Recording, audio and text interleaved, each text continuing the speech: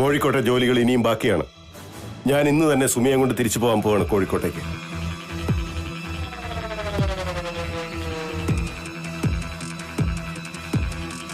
കക്കുടു പറഞ്ഞിട്ട് പോയത് കേട്ടല്ലോ. ഗൂഢാലോചന മതിയാക്കി എല്ലാവരും അവരവരുടെ കാര്യം നോക്കി ജീവിക്കാൻ നോക്കും. ഒരു ജോലിയും ചെയ്യാതെ കള്ളത്തരത്തിൽ ജീവിക്കുന്ന നിന്നോടും കൂടിയാ പറയുന്നത്. മൊത്തം പൊടിയാണല്ലോ. ആ കറങ്ങുന്ന കസേരയെന്നുള്ള പിടി നീ അങ്ങ് വിട്ടേക്ക്. ഈ ജന്മം ഈ നിധിമോനെ ചെയർമാൻ കസേരയിൽ ഇരുത്താവെന്ന് ചേച്ചി വിചാരിക്കണ്ട. അത്രയ്ക്ക് ശക്തിയുണ്ട് അവിടെ തലയണ മന്ത്രത്തിന്. എങ്ങോട്ട്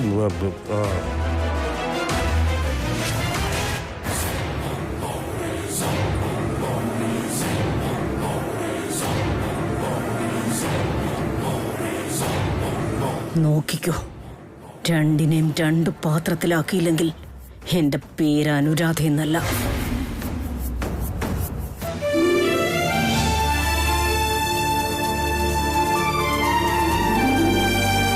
എനിക്കിത് രണ്ടാം ജന്മം തന്നെയാണ് ഗിരി. ഗിരി പോയത് കാരണേ പഴി കേട്ടും മുഴുവൻ ഞാനാ. സോറി. ഗിരി എങ്ങോട്ടാ പോയെന്നും ഗിരിയുടെ ജീവിതത്തിൽ എന്തൊക്കെയാണ് സംഭവിച്ചെന്നൊക്കെ അറിയാൻ എനിക്ക് ആഗ്രഹമുണ്ട്. ഇനി എന്നോട് പറയാൻ പറ്റുന്ന കാര്യങ്ങളാണെങ്കിൽ മാത്രം പറഞ്ഞാൽ മതി കേട്ടോ. അന്നത്തെ ദിവസം സുമിക്ക് ഓർമ്മയുണ്ടല്ലോ, ഒരു ഫോൺ കോൾ വന്നിട്ടാണ് ഞാൻ റിസപ്ഷനിലോട്ട് പോയത്. എന്നെ വിളിച്ചതൊരു സ്ത്രീയായിരുന്നു. എന്നെ കുറിച്ചുള്ള സകല ഡീറ്റെയിൽസും നമ്മൾ കോഴിക്കോട്ട് എന്തിനു വന്നു എന്ന് വരെ ആ സ്ത്രീക്ക് നന്നായി അറിയായിരുന്നു. പാവപ്പെട്ട ക്യാൻസർ രോഗികൾക്ക് വേണ്ടി ചാരിറ്റി പ്രവർത്തനം നടത്തുന്ന ആളാണെന്ന് അവരെന്നെ സ്വയം പരിചയപ്പെടുത്തിയത്. അതുകൊണ്ട് മാത്രമാണ് ഞാൻ അവര് വിളിച്ചപ്പോൾ അവരെ കാണാൻ തയ്യാറായത്. എന്നാൽ ഹോട്ടൽ റിസപ്ഷനിൽ എത്തിയപ്പോൾ അവരെന്നെ വീണ്ടും വിളിച്ചു. ഹോട്ടലിന് പുറത്തേക്ക് വരാമെന്ന് ചോദിച്ചു.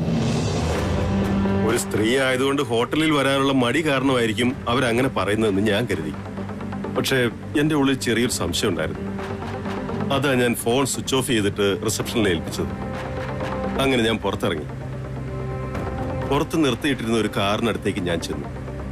അപ്പോ ആ സ്ത്രീ അവിടെ ഉണ്ടായിരുന്നു. അവിടെ കാത്തു നിൽക്കുകയായിരുന്നു അവര് എന്നോട് കാറിലിരുന്ന് സംസാരിക്കാമെന്ന് പറഞ്ഞു. അതിന് ഞാൻ ആദ്യം തയ്യാറായില്ല. ഒടുവിൽ അവരെ ഒരുപാട് നിർബന്ധിച്ചപ്പോൾ ഞാൻ കാറിൽ കയറി. സത്യത്തിൽ അതൊരു ചീറ്റിംഗ് ആയിരുന്നു സുമി. അവര് ചാരിറ്റി പ്രവർത്തനം നടത്തുന്ന ആളൊന്നും ആയിരുന്നില്ല. പിന്നെ ഒരു മെഡിക്കൽ മാഫിയയുടെ ഏജന്റ് ആയിരുന്നു ആ സ്ത്രീ. അവരെന്തിനാ ഗിരിയെ തട്ടിക്കൊണ്ടുപോയത്?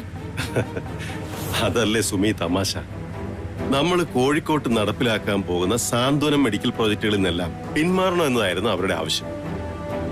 നമ്മൾ പാവപ്പെട്ട രോഗികളെ സഹായിക്കാൻ പുറപ്പെട്ടാൽ അവരുടെ ഹോസ്പിറ്റൽ ബിസിനസ്സും മരുന്ന് കമ്പനി ബിസിനസ്സും എല്ലാം തകർന്നു പോകുന്നുള്ള പേടിയാണ് അവർക്ക്. ഓടുന്ന വണ്ടിയിൽ നിന്ന് ഞാൻ ചാടാൻ ശ്രമിച്ചു. എന്നിട്ട് അവരെന്നെ ക്ലോറോഫോം മണപ്പിച്ച് മയക്കി. ബോധം തെളിയുമ്പോൾ ഞാനൊരു ഒളിത്താവളത്തിലായിരുന്നു. എനിക്ക് ചുറ്റും കുറെ ഗുണ്ടകളും പിന്നെ ആ സ്ത്രീയും. അവര് എന്നോട് ആദ്യ സമാധാനത്തോടെയൊക്കെ സംസാരിച്ചു. ഒടുവിൽ ഞാൻ വഴങ്ങുന്നില്ല എന്ന് കണ്ടപ്പോൾ അവർ ഭീഷണിപ്പെടുത്താൻ തുടങ്ങി. ആ ഭീഷണി കേട്ട് ഞാൻ ഭയപ്പെട്ടതായിട്ട് അഭിനയിച്ചു. അവര് പറയുന്നതെല്ലാം അതേപോലെ ചെയ്തോളാന്ന് ഞാൻ സമ്മതിക്കുകയും ചെയ്തു. അങ്ങനെയാണ് ഇപ്പൊ എനിക്ക് തിരികെ പോരാൻ കഴിഞ്ഞത്. ഇത്രയൊക്കെ നടന്ന സ്ഥിതിക്ക് ഇനി നമുക്ക് കോഴിക്കോട് തിരിച്ചു പോകണോ ഗിരി? നമുക്ക് കോഴിക്കോട് മെഡിക്കൽ ബിസിനസ് തൽക്കാലം നിർത്തിവെച്ചാലോ? എന്തിന്? ആ ഞാഞ്ഞൂലുകളെ പേടിച്ചിട്ടോ? ഞാനൊരു കാര്യം തുടങ്ങിയ പിന്നെ അതിന് പിന്മാറുന്ന പ്രശ്നമില്ല സുമി. അതെ, അച്ഛനായിട്ട് എന്നെ പഠിപ്പിച്ച ബിസിനസ് പാഠം. അതുകൊണ്ട് ആരൊക്കെ എതിർത്താലും എന്തൊക്കെ പ്രതിസന്ധികൾ സംഭവിച്ചാലും കോഴിക്കോട്ടെ നമ്മുടെ ചാരിറ്റി ഹോസ്പിറ്റൽ ഉയർന്നു വരിക തന്നെ ചെയ്യും. പാവപ്പെട്ട ഒരു രോഗിക്കെങ്കിലും അതുകൊണ്ട് ഒരു പ്രയോജനം ഉണ്ടാവുകയാണെങ്കിൽ അത് സമൂഹത്തോട് നമ്മൾ ചെയ്യുന്ന ഏറ്റവും വലിയ പുണ്യപ്രവൃത്തി കൂടിയായിരിക്കും.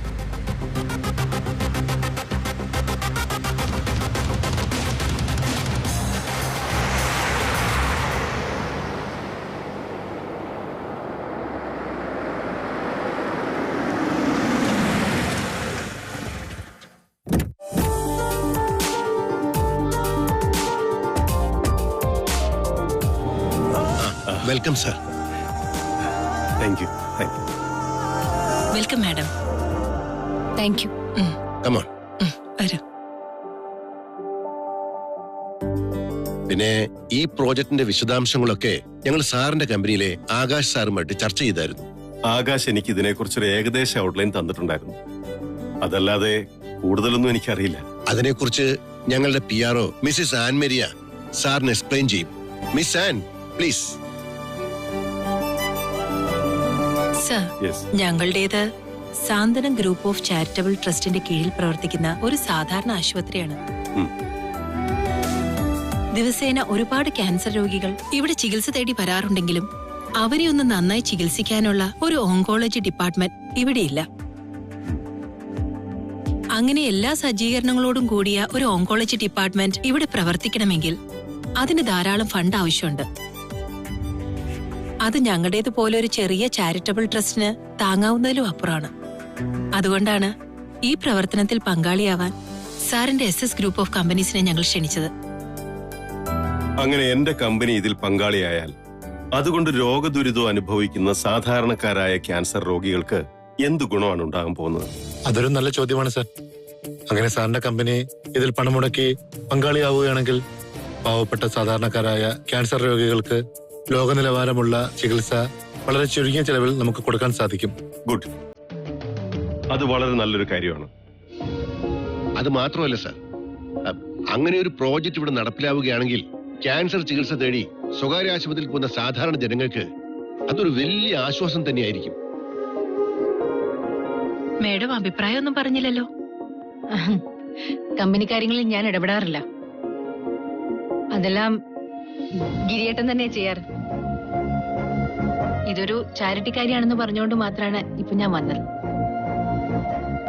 കമ്പനിയുടെ ചാരിറ്റി പ്രവർത്തനങ്ങളെല്ലാം നോക്കുന്നത് സുമിതയാണ്. കഴിഞ്ഞ വിദ്യാരംഭത്തിന് ഞങ്ങൾ ഭിന്നശേഷിക്കാരായ കുട്ടികൾക്ക് വേണ്ടി ഒരു പ്രോജക്റ്റ് ചെയ്തിരുന്നു. അതിന്റെ ചുക്കാൻ പിടിച്ചതും സുമിത തന്നെയാണ്. ഇവർ ഈ പറഞ്ഞ പ്രോജക്റ്റിനെ കുറിച്ച് സുമിക്ക് എന്തെങ്കിലും പറയാണ്ടെങ്കിൽ പറയാട്ടോ. ഞാൻ എന്റെ ഒരു ചെറിയ സജഷൻ പറയാം. നിങ്ങൾ ഇത്രയൊക്കെ ചാരിറ്റി പ്രവർത്തനങ്ങൾ നടത്തുന്നുണ്ടെങ്കിൽ അതിന്റെ കൂടെ ഒരു വർഷത്തിൽ പാവപ്പെട്ട 100 ക്യാൻസർ രോഗികൾക്കെങ്കിലും പൂർണ്ണമായും സൗജന്യ ചികിത്സ നൽകാനായിട്ട് തയ്യാറാവണം. അങ്ങനെയാണെങ്കിൽ ഈ പ്രോജക്റ്റ് എല്ലാ അർത്ഥത്തിലും സ്വാർത്ഥകമായി എന്ന് പറയാൻ പറ്റും. Very good suggestion. അങ്ങനെയുള്ളൊരു ജീവകാരനെ പ്രവൃത്തി ചെയ്യാൻ ഞങ്ങൾക്കെല്ലാം സന്തോഷമേ ഉള്ളൂ. എങ്കിൽ പിന്നെ ഇനി ഒന്നും നോക്കാനില്ല. SS ഗ്രൂപ്പ് ഓഫ് കമ്പനീസ് ഈ പ്രോജക്റ്റിന് വേണ്ടി പണം മുടക്കാൻ തയ്യാറാണ്. എഗ്രിമെന്റ് എപ്പോ വേണമെങ്കിലും സൈൻ ചെയ്യാം. Thank you sir. Thank you so much. Welcome. സാറിന് സമയമുണ്ടെങ്കിൽ നമ്മുടെ ആശുപത്രിയൊക്കെ ഒന്ന് ചുറ്റി നടന്ന് കാണാമായിരുന്നു. തീർച്ചയായും വരാം.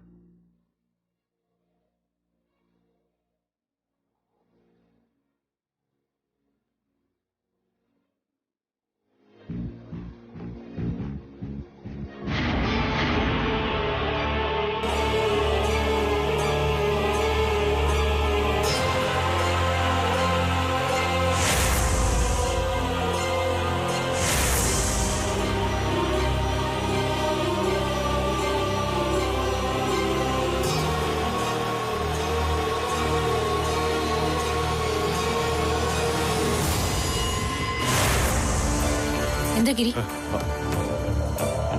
ആരോ നമ്മളെ വാച്ച് ചെയ്യുന്ന പോലെ. അത് സാറിന് വെറുതെ തോന്നിയതായിരിക്കും. ഇവിടേക്ക് ആരെയും കടത്തിവിടാറില്ല. രാജീവൻ, ഒന്ന് അവിടെ പോയി നോക്കൂ. സംശയം തോന്നിയാ ആ സെക്യൂരിറ്റിയുടെ അവിടെ ചെന്ന് നോക്കാൻ പറയും. ശരി സാർ. വേഗം ചെല്ലു.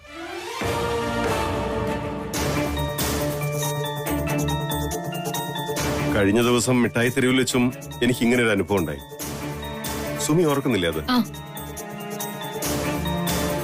അങ്ങനെ ആരെങ്കിലും ഉണ്ടെങ്കിൽ അവരെ സെക്യൂരിറ്റി കൈകാര്യം ചെയ്തോളൂ. സാറ് പേടിക്കണ്ട.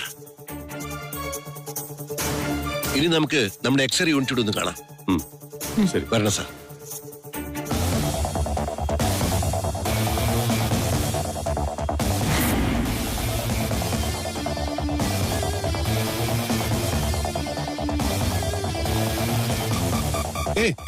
മാഡം ഒന്ന് നിൽക്കൂ. ആരാ? എന്തു വേണം? ഞാൻ ഒരാളെ കാണാൻ വന്നതാ. പേഷ്യന്റിനെ കാണാൻ വന്നതാണെങ്കിൽ ഹോസ്പിറ്റൽ ബ്ലോക്കിലേക്ക് പോകണം. ഇത് പണി നടന്നുകൊണ്ടിരിക്കുന്ന ന്യൂ ബ്ലോക്കാ. ഇവിടേക്ക് ആർക്കും പ്രവേശനമില്ല. എനിക്ക് കാണേണ്ട ആൾ ദോ അവിടെയുണ്ട്, മിസ്റ്റർ ഗിരിധർ നമ്പ്യാർ. നിങ്ങൾ എന്തിനാ ഗിരിധർ സാറിനെ കാണുന്നത്?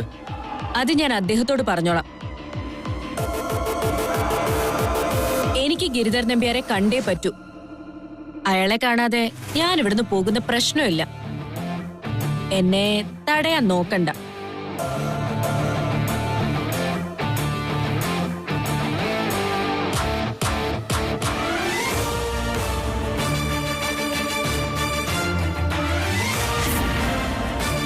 നിങ്ങൾക്ക് മര്യാദയുടെ ഭാഷയിൽ പറഞ്ഞ മനസ്സിലാവില്ലേ? നിങ്ങൾ ഇവിടുന്ന് ഇപ്പൊ പോയില്ലെങ്കിൽ എനിക്ക് പോലീസിനെ വിളിക്കേണ്ടി വരും. പോലീസല്ല, പട്ടാളം വന്നാലും ഞാൻ പിന്മാറുന്ന പ്രശ്നമേ ഇല്ല. എനിക്ക് ഗിരിധർ നമ്പ്യാരെ കണ്ടേ പറ്റൂ. ഇവരെ പിടിച്ച് കോമ്പൗണ്ടിന് പുറത്തൊക്കെ ഗേറ്റ് അടയ്ക്കാൻ നോക്കത്താൻ. വാ ഇവിടെ.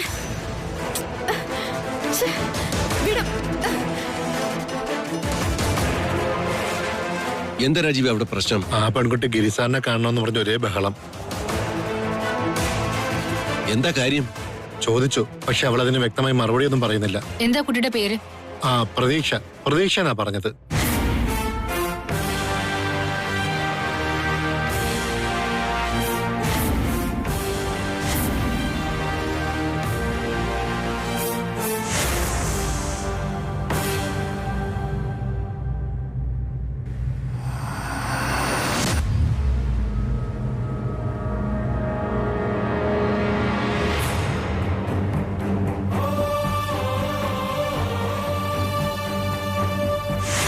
അങ്ങനെ പോവാനല്ല എന്റെ ഈ വരവ്.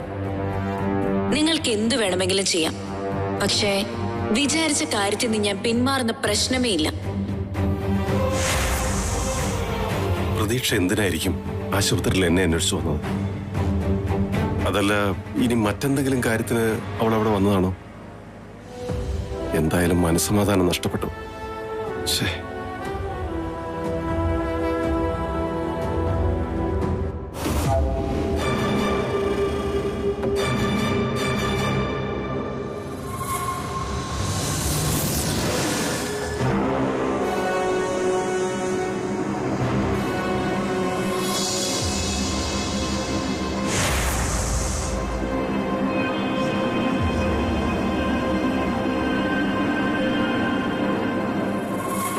പ്രതീക്ഷ എന്ന പേര് ഇപ്പോഴും എന്റെ ജീവിതത്തിൽ ഒരു ചോദ്യമായിട്ട് തുടരുകയാണല്ലോ. ആരാ അവള്? അവൾ എന്തിനാ ഗിരിയെ കാണാൻ ശ്രമിക്കുന്നത്? അതിന് ഉത്തരം കിട്ടിയേ പറ്റൂ. പ്രതീക്ഷയെക്കുറിച്ച് സുമി എന്തെങ്കിലും ചോദിച്ചാ ഞാൻ എന്തു മറുപടി പറയും? എനിക്കറിയില്ല. ഒന്നും തുറന്നു പറയാനുള്ള ധൈര്യവും എനിക്കില്ല.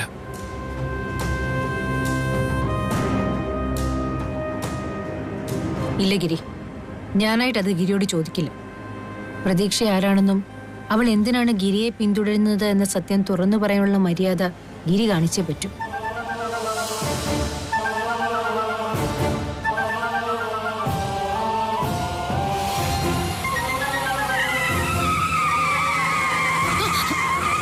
താനൊക്കെ എവിടെ നോക്കിയാ വണ്ടി ഓടിക്കുന്നത്? റോഡിൽ നോക്കി വണ്ടി ഓടിക്കണോ?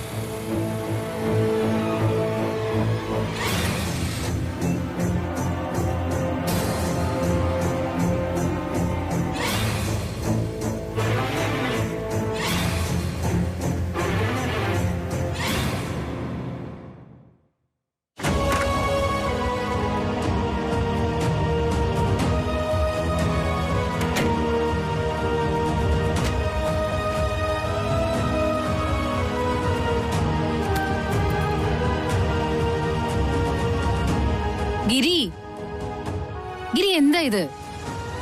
ഈ ഡ്രസ്സൊക്കെ ഒന്ന് മാറിയിട്ട് കിടക്ക്. ഗിരി എഴുന്നേക്ക്.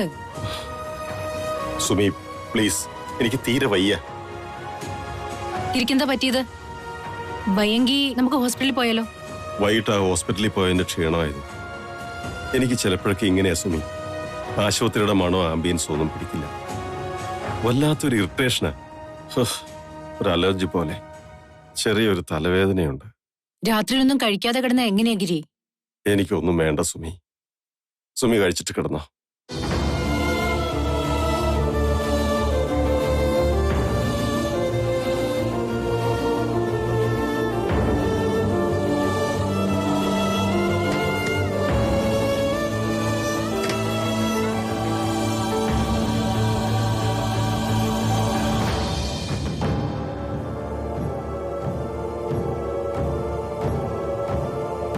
ഇത്ര തണുപ്പിലും ഗിരി എന്താ ഇങ്ങനെ വേർക്കുന്നത്?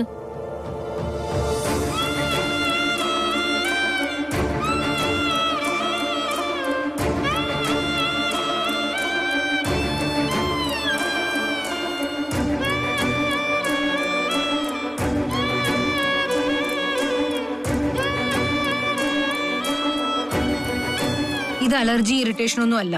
പ്രതീക്ഷയെ കുറിച്ച് കേട്ടതിന്റെ അസ്വസ്ഥതയാ. ആരീ പ്രതീക്ഷ? ഗിരി എന്തിനാ അവളെ ഇങ്ങനെ ഭയപ്പെടുന്നത്?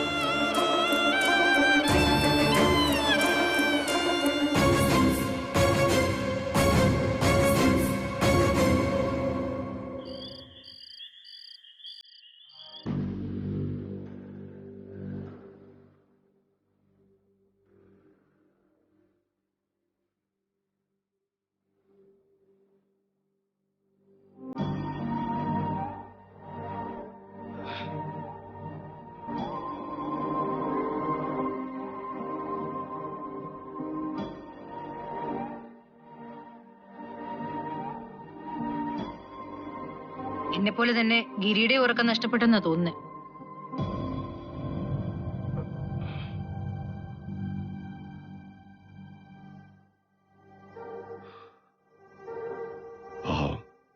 ഒരുപാട് ചോദ്യങ്ങളും മനസ്സിൽ നിറച്ചുള്ള കിടപ്പാണ്. അതിനൊക്കെ ഞാൻ എന്തുത്തരം പറയും? എന്തായാലും എന്റെ ഉറക്കം നഷ്ടപ്പെട്ടു എന്ന് പറഞ്ഞാൽ മതിയല്ലോ.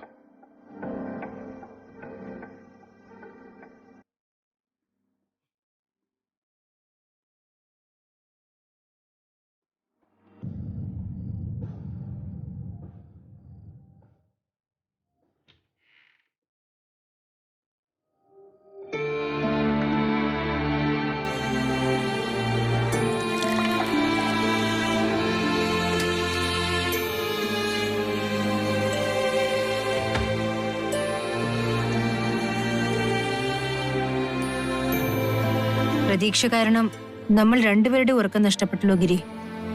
ഇനിയെങ്കിലും എന്നോട് സത്യങ്ങളൊക്കെ ഒന്ന് തുറന്നു പറഞ്ഞൂടെ?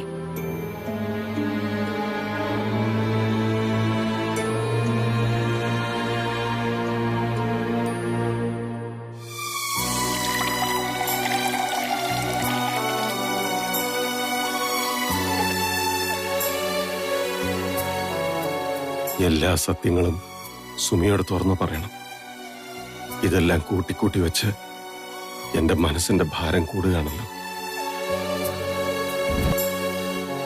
ഇനിയിപ്പോ രണ്ടും കൽപ്പിച്ച് ഗിരിയോട് പ്രതീക്ഷയെ പറ്റി ചോദിച്ചാലോ?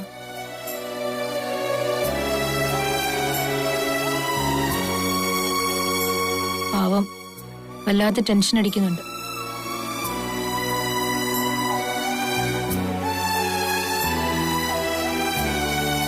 പ്രതീക്ഷയെക്കുറിച്ച് ഞാൻ എന്താ ഗിരിയോട് ചോദിക്കുക? കിരൺ പറഞ്ഞൊക്കെ വിശ്വസിച്ച് ഞാൻ ഗിരിയെ സംശയിക്കുന്നത് ശരിയാണോ? എന്തെങ്കിലും ഉണ്ടെങ്കിൽ ഗിരി തന്നെ എന്നോട് തുറന്നു പറയട്ടെ.